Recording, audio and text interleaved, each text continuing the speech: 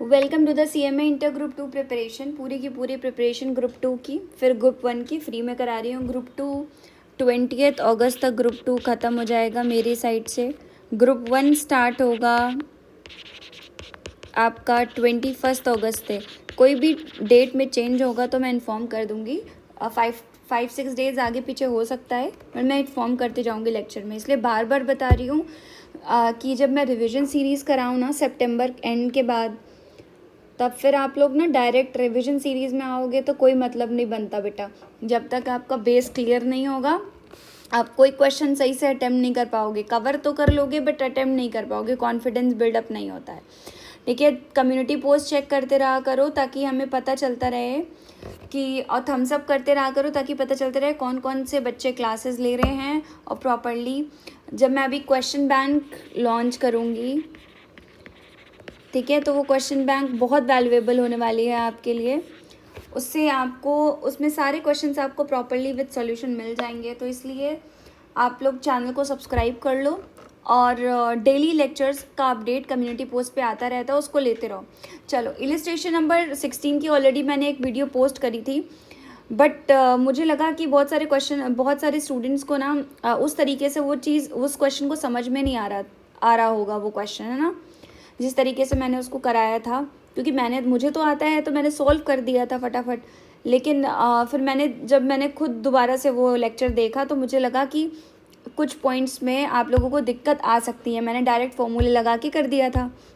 मुझे समझाना पड़ेगा तीनों के कंपैरिजन को, तब जाके आपको समझ में आएगा। ठीक है, तो सबसे पहले मैं कुछ फॉर्मूले लिखवा रही हूँ, वो फॉर्मूले लिख लो। उसके बाद फिर हम लोग आगे स्टार्ट करेंगे। ठीक है, चलो, टोटल कॉस्ट का फॉर्मूला सबसे पहले लिखो जो इसमें यूज़ होने वाला है। क्या होता है? Purchase cost. तो वो वाला लेक्चर मत देखना, मैं डिलीट भी कर दूंगी चैनल से। ये वाला लेक्चर देखना।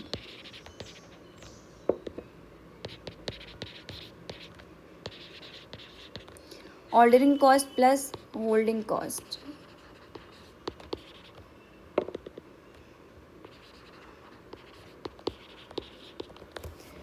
क्या? सबसे पहले परचेज कॉस्ट कैसे निकालेंगे? परचेज कॉस्ट निकालने का तरीका है एनुअल डिमांड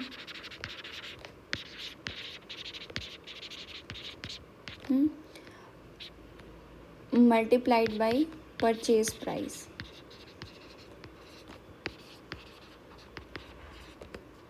उसके बाद आपका ऑर्डरिंग कॉस्ट कैसे निकालोगे? A/Q into S। अब A क्या है? एनुअल डिमांड है। ठीक है, Q क्या है आपका? Order quantity. मैंने यहाँ पे Q ले लिया है, आप चाहो तो O भी ले सकते हो। क्वांटिटी। आपका S क्या है बेटा? ये आपकी हो जाएगी ऑर्डरिंग कॉस्ट। ठीक है, चाहो तो आप अपने हिसाब से थोड़ा सा इस फॉर्मूले को ऐसे भी बना सकते हो। रुको, मैं भी यहीं सही कर दे रही हूँ, आपको आसानी होगी। इसको हम OQ लिख लेते हैं। ठीक है, इसको हम OC लिख देते हैं। अब आपको ज़्यादा समझ में आ रहा होगा, राइट? नहीं तो आप कंफ्यूज हो जाओगे। अब देखो, होल्डिंग कॉस्ट।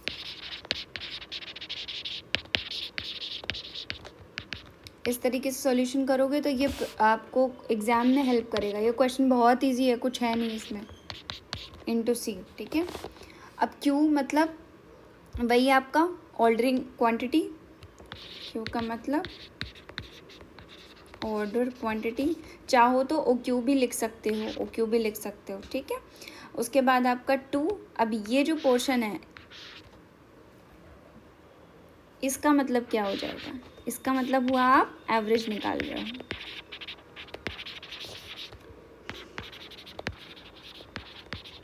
एवरेज इन्वेंट्री निकाल रहे हो, तभी इसका मतलब हुआ।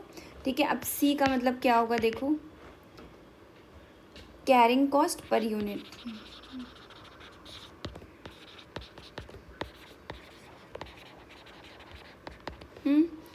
आई होप ये इतना क्लियर हो गया होगा। ये फॉर्मूला पहले लिख लो, अच्छे से समझ लो, ठीक है। अब ये समझ में तब आएगा जब हम लोग ना अभी क्वेश्चन को सॉल्व करेंगे। पहले क्वेश्चन को पढ़ते हैं आराम आराम से, फिर तीनों केसेस इनके देखते हैं कि केसेस में कह क्या रहे हैं आखिर में। देखो, monthly requirement of the raw material of the company is 3000 units. The carrying cost of the estimated to be 20%, purchase price per unit. Carrying cost 20% है परचेज प्राइस का, ठीक। और आपका इन एडिशन टू टू अच्छा, उसमें दो रुपये add भी करना है।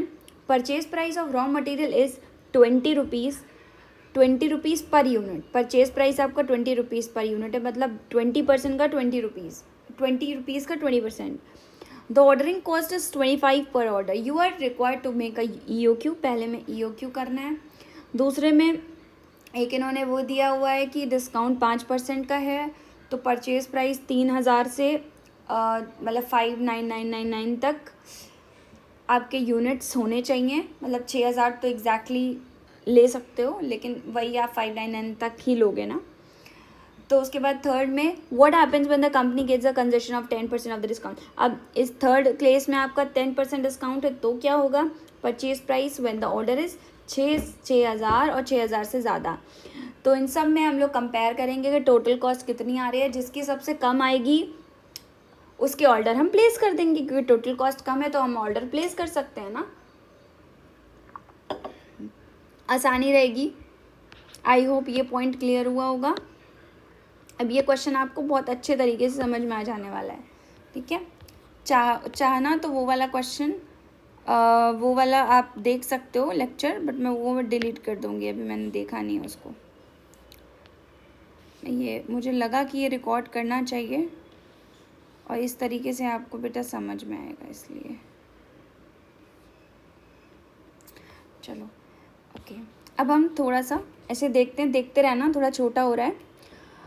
सबसे पहले हम कुछ इम्पॉर्टेंट पॉइंट बता रहे हैं, उसका ध्यान रखो। पहले हम लोग क्या करते हैं, फिगर आउट कर लेते हैं कि कैसे हमारा हम लोग लिखेंगे। तो हम लोग सबसे पहले एनुअल डिमांड,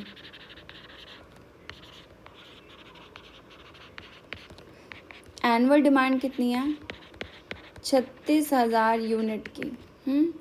उसके बाद ऑर्डरिंग कॉस्ट, क्वेश्चन को ध्यान से पढ़ना। ऑर्डरिंग कॉस्ट कितनी है, 25 रुपीज़ पर ऑर्डर, 25 रुपीज़ है। परचेज प्राइस कितनी है, 20 रुपीज़ पर यूनिट, ठीक है। अब सबसे पहले तो हमें क्या करना है, डिस्काउंट का केस समझो। डिस्काउंट का क्या सिनेरियो दे दिया है ये समझो, है ना।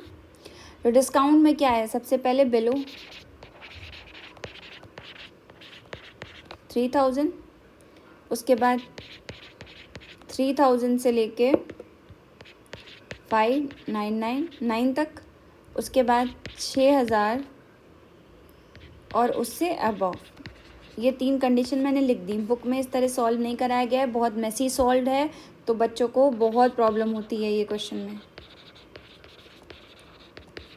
मैं जिस तरीके से बता रही हूँ इसमें कोई प्रॉब्लम नहीं आएगी आपको। 20 रुपीज़ आएगा, ये 5% डिस्काउंट आएगा, तो 5% 19 रुपये आएगा। ये भी बताती हूँ 19 रुपये कैसे आया है, ठीक है। 10% डिस्काउंट आएगा, तो इसका मतलब होगा 18 रुपये। आई होप इतना क्लियर हो गया होगा, है ना। अब हम आगे बढ़ते हैं। अब हम इसको कंपेयर करते हैं। सबसे पहले हम देखो, सबसे पहला पार्ट ये, दूसरा पार्ट ये कर लिया, है ना। अब देखो, इन्वेंट्री कैरिंग कॉस्ट निकाल लो। अभी हमारे पास परचेज प्राइस तक तो था, कैरिंग कॉस्ट तो है नहीं ना। तो inventory carrying cost,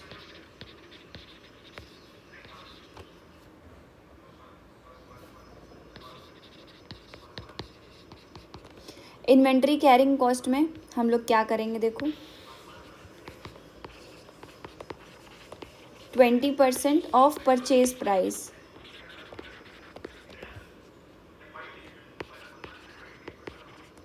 20% of purchase price हो जाएगा, तो 2 + 20% ऑफ 20 कितना हो जाएगा ये? 2 + 4 = 6। आई होप ये समझ में आ गया होगा कैरिंग कॉस्ट। अब हम आगे चलते हैं बेटा, है ना। अब हम तीनों के कंपैरिजन के चार्ट को बनाते हैं, देखना, समझने की कोशिश करना, है ना। पहले हम 2 बना रहे हैं, फिर हम तीसरा बनाएंगे यहाँ पर, ठीक है। ये फर्स्ट केस ले रहे हैं, ये सेकंड केस ले रहे हैं, और ये आ जाएगा आपका थर्ड केस। ऐसे आपको ज़्यादा समझ में आएगा। मुझे ये लगा कि आइडेंटिफाई करना ज़्यादा बेटर लगेगा, मतलब सेग्रीगेट करके टेबल बना के, तो ज़्यादा आसानी होगी, इसलिए ही मैं दोबारा से बना रही हूँ ये वाला इलस्ट्रेशन में 16 का। देखो, पहले EOQ निकालना है। EOQ में कोई ज़्यादा झंझट है नहीं, ठीक है। EOQ निकाल लो, 2AS/C, ठीक है। तो कितना आ जाएगा? 2 × 36,000 × 25/6। रूट कर लो। तो चलो पहले कैलकुलेट कर लेते हैं, कितना हो गया? 36,000 × 2 × 25 डिवाइडेड बाई 6 करोगे और रूट लगा दोगे, तो कितना आएगा? 547.72। तो हम क्या लिखेंगे? 548 यूनिट, ठीक है। अब इससे हम पहले टोटल कॉस्ट निकाल लेंगे। आई होप इतना समझ में आ रहा होगा। टोटल कॉस्ट का फॉर्मूला हमने आपको बताया था। टोटल कॉस्ट का फॉर्मूला हम लोगों ने ऊपर डिस्कस किया था, purchase cost plus ordering cost plus holding cost, ठीक है। तो लिख लेते हैं पहले तो हम लोग,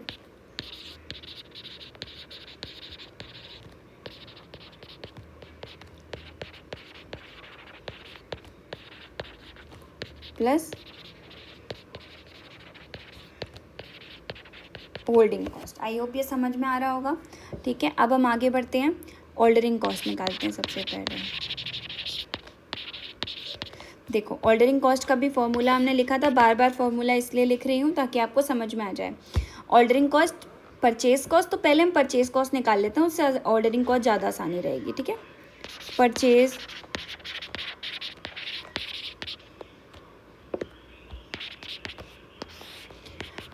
कॉस्ट निकालोगे तो परचेज कॉस्ट का formula annual demand into purchase price, ठीक है। AD